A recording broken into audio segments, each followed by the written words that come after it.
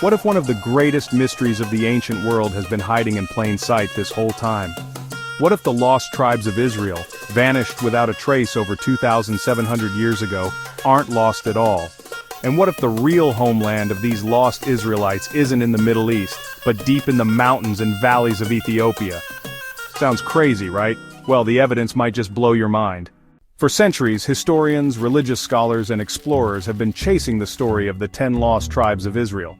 Some say they scattered across the world, others believe they simply disappeared into history.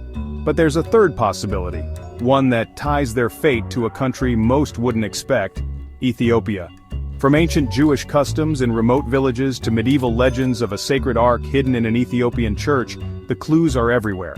Could Ethiopia be the true homeland of the lost tribes, and if so, why has this story been ignored for so long? Let's uncover the truth. Where did the 10 lost tribes go? Let's rewind back to 722 BCE. The mighty Assyrian Empire sweeps across the northern kingdom of Israel, destroying cities and enslaving its people.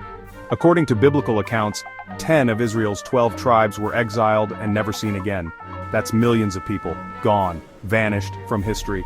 The question that's haunted scholars ever since: where did they go?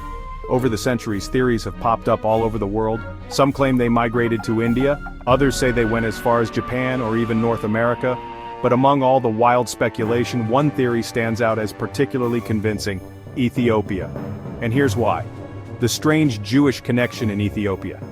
Ethiopia has an ancient and mysterious Jewish community known as the Beta Israel. For generations they've practiced a form of Judaism that predates even the Talmud. They kept kosher.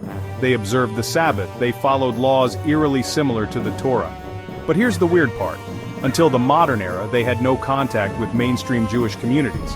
So how did an isolated group in Ethiopia end up practicing an ancient form of Judaism? One theory suggests they aren't just converts. They're descendants of the lost tribes themselves.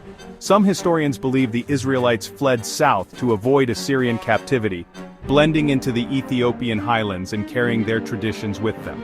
And the proof? It's in their customs, their texts, and even their DNA. If you dig into Ethiopian history, there's another twist. Ethiopian tradition speaks of a legendary romance between the Queen of Sheba and King Solomon. According to Ethiopian texts, Sheba visited Jerusalem, had a son with Solomon, Menelik I, and brought the Jewish faith back to Ethiopia. Ethiopian emperors even claimed to be direct descendants of Solomon himself. The Solomonic dynasty ruled Ethiopia for nearly 3,000 years, right up until the fall of Emperor Haile Selassie in 1974. So was this just a myth, or could it be evidence of an ancient Israelite presence in Ethiopia? Now here's where things get really wild. According to Ethiopian tradition, the original Ark of the Covenant, the sacred chest that held the 10 Commandments, was brought to Ethiopia by Menelik I and kept in a church in Axum, where it supposedly remains to this day. If true, this would be one of the most significant archaeological discoveries in history. But there's a problem. No one is allowed to see it. The Ark is guarded by a single monk who is the only person permitted near it. So, is this the ultimate proof of Ethiopia's lost Israelite connection, or just an elaborate legend? In recent years, genetic research has revealed surprising links between the Beta Israel and Jewish populations around the world. Linguistic studies have also found similarities between ancient Hebrew and Ge'ez, the liturgical language of Ethiopia. And let's not forget Operation Solomon in 1991, when Israel airlifted over 14,000 Ethiopian Jews to Israel in a daring overnight mission, an official acknowledgement of their Jewish heritage.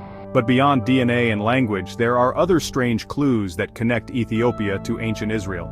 Take, for instance, the presence of distinctly Jewish laws within Ethiopian Christian traditions.